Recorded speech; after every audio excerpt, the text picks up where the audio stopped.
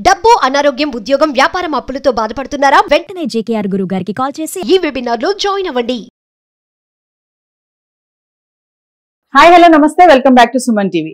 ప్రముఖ జ్యోతిష్యులు, life coach, money skills, law of attraction, Brahmashri doctor JKR garu ఉన్నారు. గురుగారితో మాట్లాడదాం.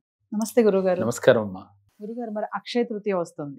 అవును, మరి బంగారం ధరలు చూసుకుంటే ఎప్పుడు పెరుగుతాయి ఎప్పుడు తగ్గుతాయి అనేది తెలియటం లేదు. అయినా జనాలు మాత్రం కొనడానికి ఎక్కడా కూడా ఆగడం లేదు. అవును. మరి అక్షయ తృతీయ అనగానే కూడా ఆ రోజు ఖచ్చితంగా బంగారం అనేది చిన్న ఎత్తైనా సరే కొని పెట్టుకోవాలి ఇంట్లో అని అంటారు కదా. అవును. అది ఎంతవరకు నిజమంటారు? ఆ రోజు మనం బంగారం కొంటే మరి సిరి సంపదలు అన్ని కూడా మన ఇంటి నిండా ఉంటాయా అంటే ఏం చెప్తారు? మంచి క్వశ్చన్ అడిగారు. చాలా మందిలో ఈ డౌట్ ఉంది. వాస్తవంగా ఏంటంటే అమ్మ, బంగారం కొనుక్కోమని చెప్పటం అనేది అనాదిగా ఎవరో చెప్పారు, అది అనాదిగా అందరూ నమ్మి ఆచరిస్తూ ఉన్నారు. వారిని మనం అప్సెట్ చేయటం అంటే మా మాటలతో వద్దు అని చెప్పటం కన్నా వాస్తవంగా బంగారం కొనటం కన్నా బంగారమైన పనులు కొన్ని ఉన్నాయమ్మా. అంటే దానికన్నా రెట్టింపు ఫలితాన్ని వచ్చాయి. బంగారం కొనటం వల్ల వీరి నమ్మకం. మనం ఏమంటున్నాం, ఏది భావిస్తే జరుగుతుంది అంటున్నాం. కాబట్టి కొనుక్కోవాలి, కొనుక్కుంటే పెరుగుతుంది అనేవారు ఓకే కొనుక్కోండి. కానీ వాస్తవంగా అదే అక్షయ తృతీయ రోజు ఇలాంటి పనులు చేసినందువల్ల కన్నా నేను చెప్పే చేస్తే రెట్టింపు ఫలితాలు వస్తాయమ్మా. ఎందుకని? అక్షయ తృతీయ వైశాఖ శుద్ధ తది నాడు వస్తుందమ్మా. ఈ అక్షయ తృతీయ రోజు అసలు ఈ అక్షయ తృతీయ ఎలా ప్రారంభమైంది ముందు మనం అది తెలుసుకోవాలి. అంటే మనం తెలుసుకోవలసింది ముఖ్యంగా అక్షయ తృతీయ అంటే కృష్ణుడు కుచేలుణ్ణి కలిసిన రోజు అక్షయ తృతీయ అని చెప్పుకుంటుంటారమ్మా మన పురాణ ఇతిహాసాల్లో. ఇకపోతే పాండవులు వనవాసంలో ఉన్నప్పుడు, పాండవులు వనవాసం చేస్తున్నప్పుడు ధర్మరాజుకి సూర్య భగవానుడు అక్షయ పాత్ర ప్రసాదించిన రోజు అని కూడా చెప్పుకుంటారు. అలాగే వ్యాస మహాముని వినాయకుడి సహాయంతో మహాభారతాన్ని లిఖించిన రోజు అని కూడా చెప్తుంటారు. చూడండమ్మా, ఇదంతా కూడా ఒక ప్రత్యేకమైన పర్వదినం. ఆ రోజు అంటే కొన్ని చరిత్రలు ఈ రోజున జరిగినాయి, అందువల్ల ఆ రోజుకి అంత ప్రత్యేకత ఉన్నది. ఇలా చేయటం వల్ల ఆ రోజుకు ఒక విశిష్టత ఉన్నది. అందువల్ల మనం ఏది చేస్తామో అది రెట్టింపై వస్తుంది. అక్షయ పాత్ర అంటే అసలు ముందుగా క్షయము కానిది వృద్ధి చెందేది అని అర్థం. దాన్నే అక్షయ తృతీయ అని అన్నాం. అక్షయ తృతీయ రోజు మీరు చేయవలసింది బంగారం కొనటం అనేది మీ ఇంట్రెస్ట్ను బట్టి కొనుక్కోండి. కానీ వాస్తవంగా ఈ విషయం చెప్తే అందరూ నిజమా అనుకుంటారేమో. బంగారం కొనటం కన్నా బంగారాన్ని ఓపిక కొలది ఇంచెత్తు బంగారమైన దానం చేస్తే రెట్టింపు వస్తుంది. అమ్మో, ఇది వాస్తవం అంటే మీ నోటి నుంచి అమ్మో అనే ఒక మాట వినపడింది. ఎందుకని? వాళ్ళున్న రేటును బట్టి మనం అలాగే అనుకుంటాం. ఎందుకని? ఏది ఇస్తామో అది వస్తుంది. కానీ మనం ఏం చేస్తున్నాం, ఏది తెస్తామో అది వస్తుందనే ఫీల్తో మనం ఉన్నాం. వాస్తవంగా మీరు ఇంకో క్వశ్చన్ కూడా అడగొచ్చు, మరి గురువుగారు ఇంత రేటు ఉంది, దానం ఎలా చేయాలి? అది ఓపికను బట్టమ్మా. అయితే బంగారంతో సమానమైన బెల్లము కూడా దానం చేయవచ్చు బంగారం దానం చేయని వాళ్ళు.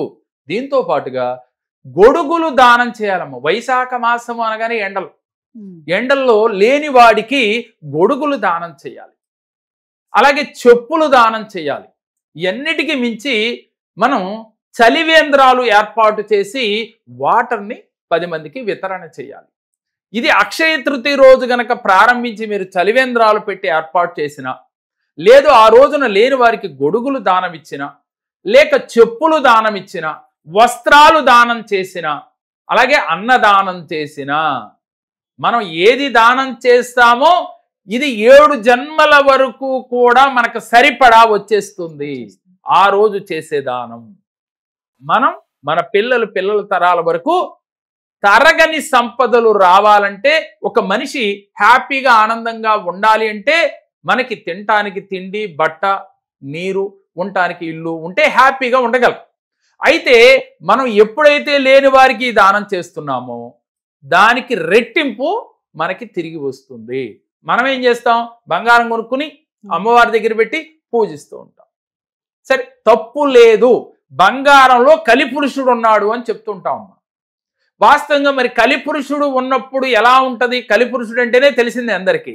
అలాంటి కలిపురుషుడు ఉన్న బంగారాన్ని కొనుక్కుని ఇంట్లో పెట్టుకుని దానివల్ల రెట్టింపు అవుతుంది అనే దానికన్నా అదే కలిపురుషుడు ఉన్న బంగారాన్ని ఇంచెత్తు అంటే ఓపిక కొలది అది చిన్నమో అరచిన్నమో ఓపికను బట్టి దానంగా ఇచ్చే ప్రయత్నం చేయండి. ఇప్పుడు దాకా మీరు కొనుక్కున్నారు కదా, ఇప్పుడు దాకా కొనుక్కున్నాం, సరే కొనుక్కోండి, తప్పు లేదు.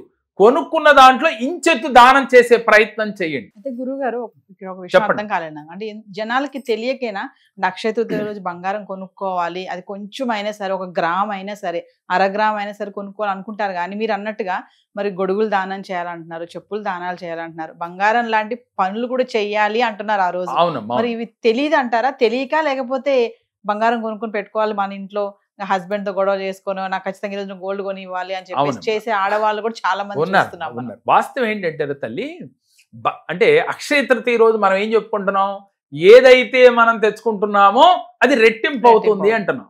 అక్షయ తృతీయ అంటే క్షయము కానిది తరగనిది అని చెప్పుకుంటున్నాం. అందుకని జనాల్లో ఏమి నానుడు వచ్చింది అని అంటే, బంగారం కొంటే ఇంకా రెట్టింపు బంగారం సంవత్సరానికి కొనుక్కుంటాము అని ఒక నానుడితో జనాలు చేస్తూ ఉన్నారు. కానీ వాస్తవంగా కొనుక్కోవడం తప్పు లేదు, కానీ ఆ కొనుక్కున్న దాంట్లో ఇంచెత్తు దానం చేస్తే రెట్టింపు వస్తుంది. ఈ సంవత్సరం ప్రేక్షకులు ఎవరైతే వీడియో చూస్తున్నారో, నా మాటల మీద ఏమాత్రం మీకు విశ్వాసం ఉన్నా, ఇంచెత్తు బంగారం ఓపిక ఉన్నవారు, అందరూ కాదు ఓపిక ఉన్నవారు చేసి చూడండి. అది ఓపిక లేకపోతే బెల్లం దానంగా ఇవ్వండి, దేవాలయంలో కావచ్చు, ఎక్కడైనా కావచ్చు. లేదు అంటే నేను చెప్పిన చెప్పులు, గొడుగు, వస్త్రాలు, అన్నదానము చెయ్యండి. లేదంటే పేదవాడికి ఆర్థిక సహాయం చెయ్యండి. ఇలా గనక అక్షయ తృతీయ రోజు చేస్తే, అలాగే ఇందాక చెప్పుకుందామమ్మా, ఏమని చలివేంద్రాలు పెట్టండి. ఎవరైతే నీటిని దానంగా చేస్తారో ఆ రోజును ప్రారంభించి మీకు జీవితంలో సంవత్సరం తిరిగేటప్పటికి మీరు కోరుకున్నది ఎట్లయితే సిరి సంపదలు వస్తాయని బంగారం కొంటున్నారో దానికి 100 రెట్లు ఫలితం వస్తుంది. ఇప్పుడు దాకా మీరు బంగారం కొన్నారు, కానీ ఈ అక్షయ తృతీయ మాత్రం ఈ చిన్న క్రియ చేసి చూడండి. మీ సెంటిమెంట్ గనక ఉంటే బంగారం కొనుక్కోండి, దానితో పాటుగా ఇవి చేసి చూడండి. దాని ఫలితము ఎంత వ్యత్యాసం ఉంటుందో మీకే అర్థమవుతుంది. అదీ కాక ఆ రోజు చేయవలసిన ఒక పూజ కూడా ఉందమ్మా. కుబేర లక్ష్మి పూజ చేయాలి. అంటే కుబేరుడి దగ్గర మీకున్న డబ్బులు, అంటే మీ స్తోమత తగ్గట్టుగా ఎంతైతే ఉంటున్నాయో డబ్బులు ఆయన దగ్గర పెట్టి డబ్బులకి పూజించాలమ్మా. కుబేరుడు ఫోటో పెట్టుకుని, కుబేర లక్ష్మి ఫోటో కానీ కుబేరుడి ఫోటో కానీ పెట్టుకుని మీరు కనకదార సూత్రాన్ని చదువుతూ ఆ రోజు కుబేరుడిని పూజించాలి.